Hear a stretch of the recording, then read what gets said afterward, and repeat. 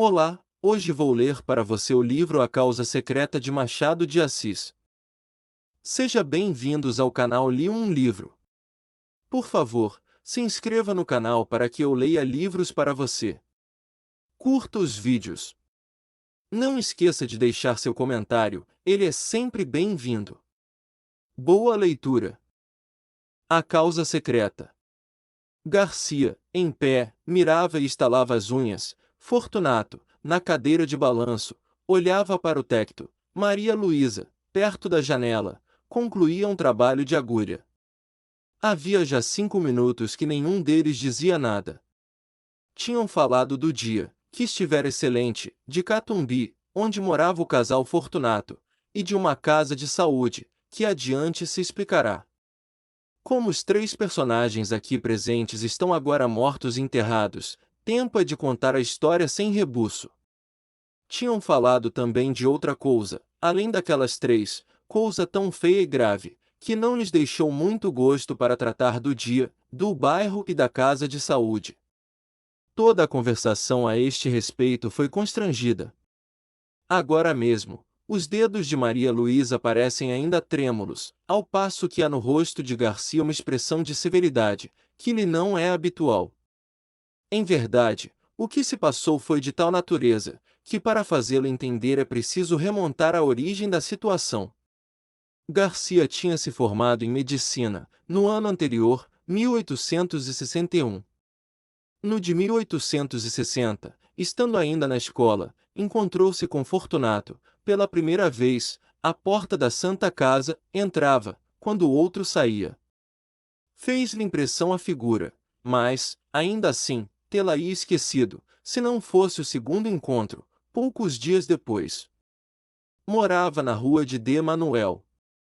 Uma de suas raras distrações era ir ao teatro de S. Januário, que ficava perto, entre essa rua e a praia, ia 1 ou 2 vezes por mês, e nunca achava acima de 40 pessoas. Só os mais intrépidos ousavam estender os passos até aquele recanto da cidade. Uma noite, estando nas cadeiras, apareceu ali Fortunato, e sentou-se ao pé dele. A peça era um dramalhão, cozido a facadas, ouriçado de imprecações e remorsos, mas Fortunato ouvia-a com singular interesse. Nos lances dolorosos, a atenção dele redobrava, os olhos iam avidamente de um personagem a outro, a tal ponto que o estudante suspeitou haver na peça reminiscências pessoais do vizinho. No fim do drama, veio uma farsa, mas Fortunato não esperou por ela e saiu. Garcia saiu atrás dele. Fortunato foi pelo Beco do Cotovelo, Rua de S. José, até o Largo da Carioca. Ia devagar, cabisbaixo, parando às vezes, para dar uma bengalada em algum cão que dormia. O cão ficava ganindo e ele ia andando. No Largo da Carioca entrou num tílburi, e seguiu para os lados da Praça da Constituição. Garcia voltou para casa sem saber mais nada. Decorreram algumas semanas. Uma noite, eram 9 horas, estava em casa, quando ouviu rumor de vozes na escada, desceu logo do sótão, onde morava, ao primeiro andar, onde vivia um empregado do arsenal de guerra. Era este que alguns homens conduziam, escada acima, ensanguentado. O preto que o servia acudiu a abrir a porta. O homem gemia, as vozes eram confusas, a luz pouca. Deposto ferido na cama, Garcia disse que era preciso chamar um médico. Já aí vem um, acudiu alguém. Garcia olhou, era o próprio homem da Santa Casa e do teatro. Imaginou que seria parente ou amigo do ferido, mas rejeitou a suposição, desde que lhe ouvirá perguntar se este tinha família ou pessoa próxima. Disse-lhe o preto que não, e ele assumiu a direção do serviço, pediu às pessoas estranhas que se retirassem, pagou aos carregadores, e deu as primeiras ordens. Sabendo que o Garcia era vizinho e estudante de medicina, pediu-lhe que ficasse para ajudar o médico. Em seguida contou o que se passará. Foi uma malta de capoeiras. Eu vinha do quartel de Moura, onde fui visitar um primo, quando ouvi um barulho muito grande, e logo depois um ajuntamento. Parece que eles feriram também a um sujeito que passava, e que entrou por um daqueles becos, mas eu só vi a este senhor, que atravessava a rua no momento em que um dos capoeiras, roçando por ele, meteu-lhe o punhal. Não caiu logo, disse onde morava, como era a 2 passos, achei melhor trazê-lo. Conhecia-o antes? Perguntou Garcia. Não, nunca o vi. Quem é? É um bom homem, empregado no arsenal de guerra. Chama-se Gouveia. Não sei quem é, médico e subdelegado vieram daí há pouco, fez-se o curativo, e tomaram-se as informações. O desconhecido declarou chamar-se Fortunato Gomes da Silveira, ser capitalista, solteiro, morador em Catumbi. A ferida foi reconhecida grave. Durante o curativo ajudado pelo estudante, Fortunato serviu de criado, segurando a bacia, a vela, os panos, sem perturbar nada, olhando friamente para o ferido, que gemia muito. No fim, entendeu-se particularmente com o médico, acompanhou-o até o patamar da escada, e reiterou ao subdelegado a declaração de estar pronto a auxiliar as pesquisas da polícia. Os dois saíram, ele e o estudante ficaram no quarto. Garcia estava atônito. Olhou para ele, viu-o sentar-se tranquilamente, estirar as pernas, meter as mãos nas algibeiras das calças, e fitar os olhos no ferido. Os olhos eram claros, cor de chumbo, moviam-se devagar, e tinham a expressão dura, seca e fria. Cara magra e pálida, uma tira estreita de barba, por baixo do queixo, e de uma têmpora outra, curta, ruiva e rara. Teria 40 anos. De quando em quando, voltava-se para o estudante, e perguntava alguma coisa acerca do ferido, mas tornava logo a olhar para ele, enquanto o rapaz lhe dava a resposta. A sensação que o estudante recebia era de repulsa ao mesmo tempo que de curiosidade, não podia negar que estava assistindo a um ato de rara dedicação, e se era desinteressado como parecia, não havia mais que aceitar o coração humano como um poço de mistérios. Fortunato saiu pouco antes de 1 hora, voltou nos dias seguintes, mas a cura fez-se depressa, e, antes de concluída, desapareceu sem dizer ao obsequiado onde morava. Foi o estudante que lhe deu as indicações do nome, rua e número. Vou agradecer-lhe a esmola que me fez, logo que possa sair, disse o convalescente. Correu a Catumbi daí a 6 dias. Fortunato recebeu-o constrangido, ouviu impaciente as palavras de agradecimento, deu-lhe uma resposta enfastiada e acabou batendo com as borlas do chambre no joelho. Gouveia, defronte dele, sentado e calado, alisava o chapéu com os dedos, levantando os olhos de quando em quando, sem achar mais nada que dizer. No fim de 10 minutos, pediu licença para sair, e saiu. Cuidado com os capoeiras! Disse-lhe o dono da casa, rindo-se. O pobre diabo saiu de lá mortificado, humilhado, mastigando a custo o desdém, forcejando por esquecê-lo, explicá-lo ou perdoá-lo, para que no coração só ficasse a memória do benefício, mas o esforço era vão. O ressentimento, hóspede novo e exclusivo, entrou e pôs fora o benefício, de tal modo que o desgraçado não teve mais que trepar a cabeça e refugiar-se ali como uma simples ideia. Foi assim que o próprio benfeitor ensinou a este homem o sentimento da ingratidão. Tudo isso assombrou o Garcia.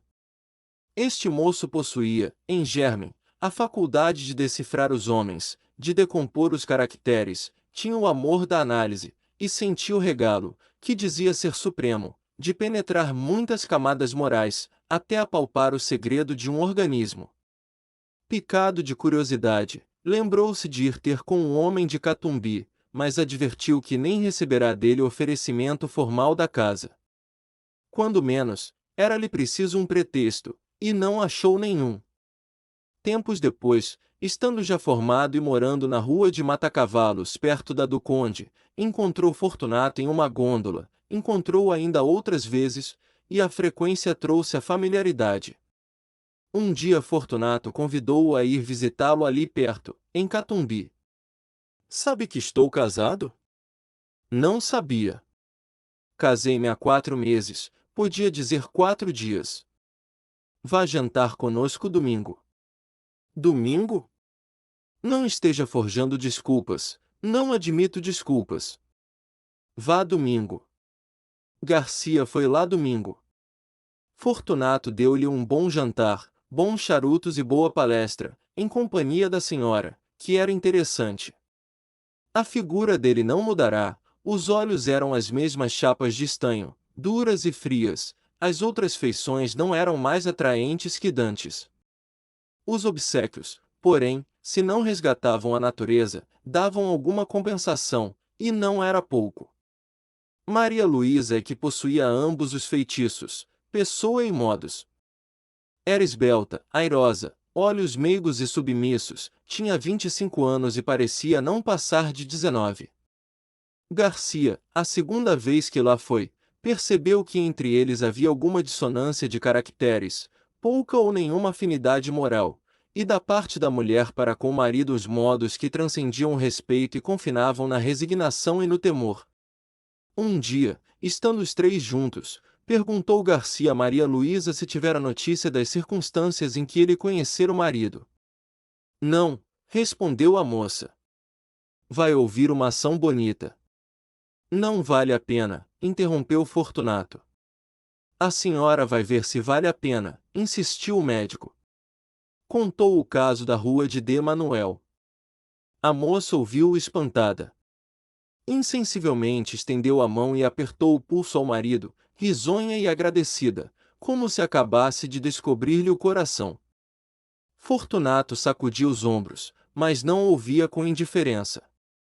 No fim contou ele próprio a visita que o ferido lhe fez, com todos os pormenores da figura, dos gestos, das palavras atadas, dos silêncios, em suma, um estúrdio. E ria muito ao contá-la. Não era o riso da dobrez.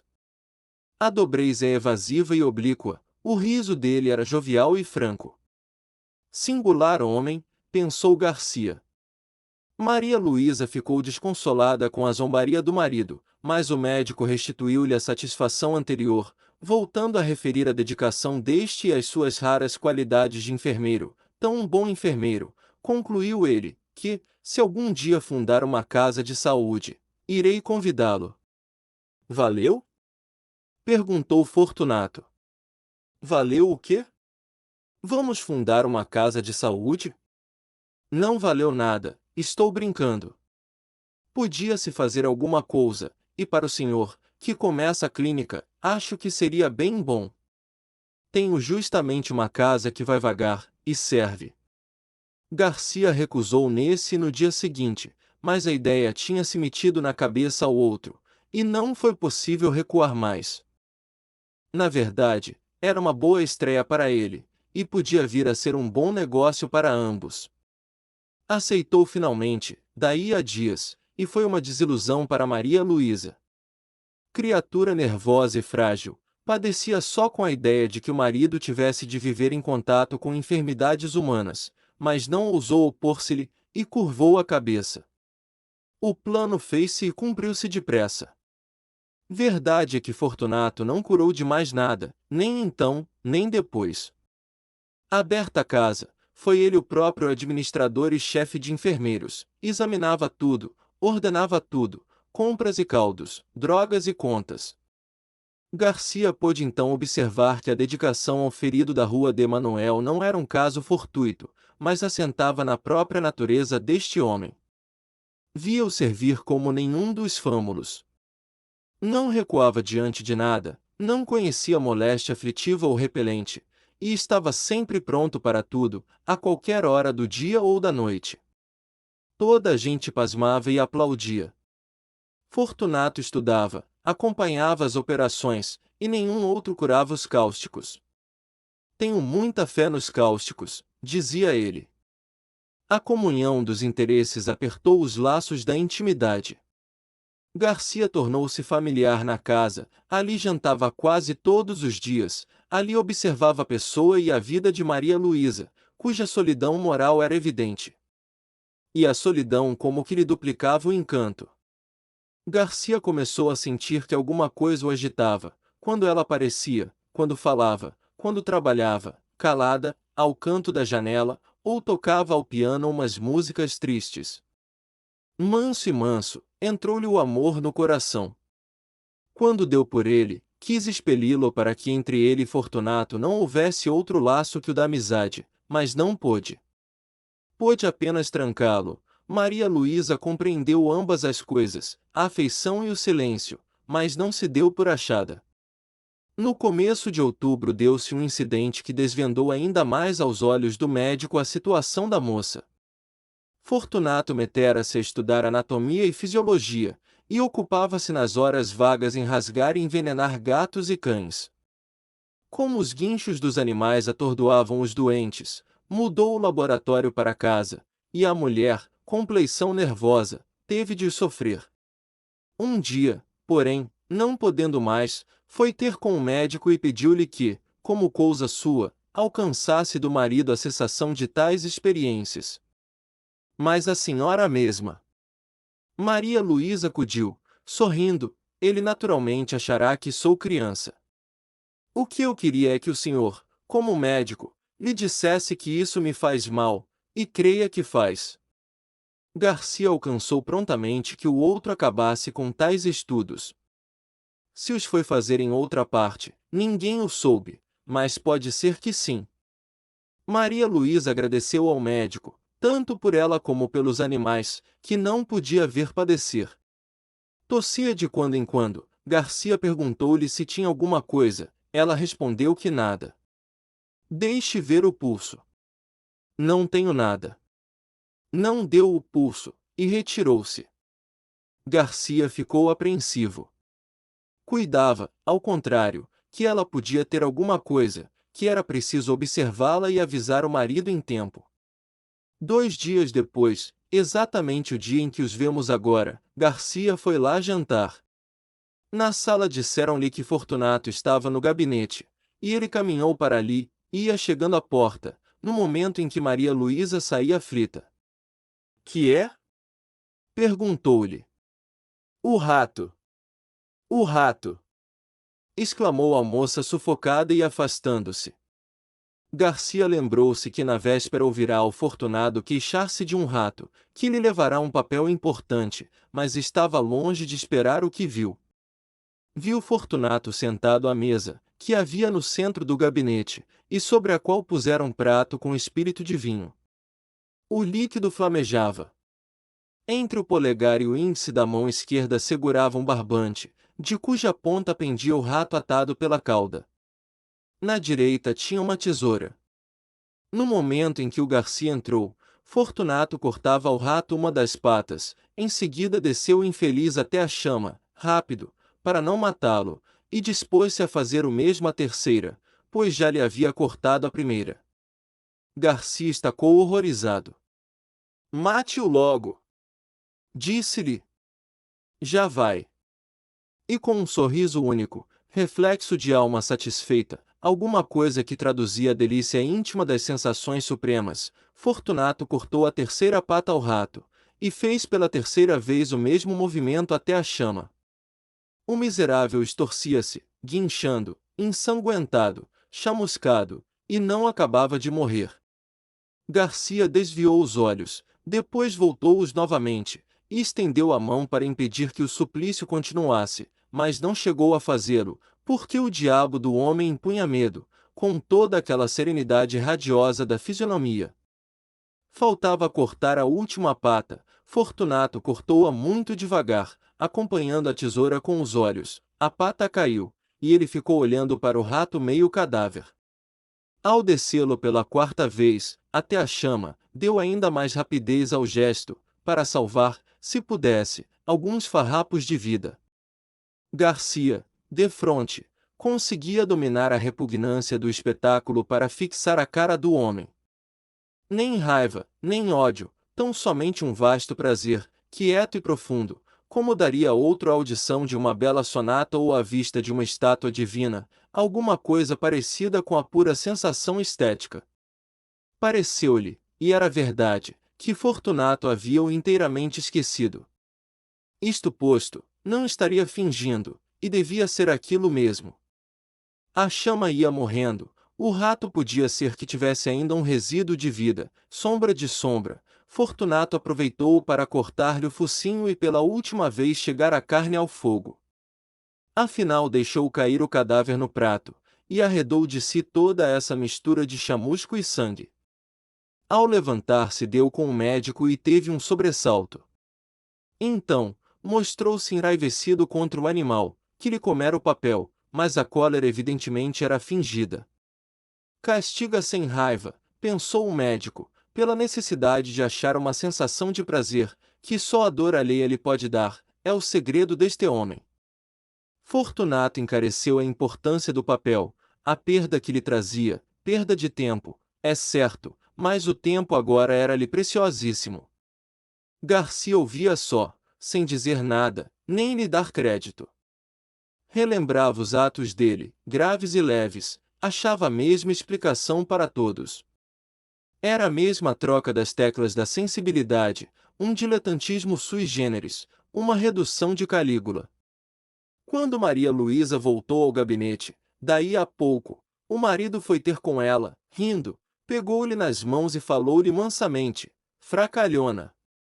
E voltando-se para o médico, há de crer que quase desmaiou? Maria Luísa defendeu-se a medo, disse que era nervosa e mulher, depois foi sentar-se à janela com as suas lãs e agulhas, e os dedos ainda trêmulos, tal qual a vimos no começo desta história. Hão de lembrar-se que, depois de terem falado de outras coisas, ficaram calados os três, o marido sentado e olhando para o teto, o médico estalando as unhas. Pouco depois foram jantar, mas o jantar não foi alegre.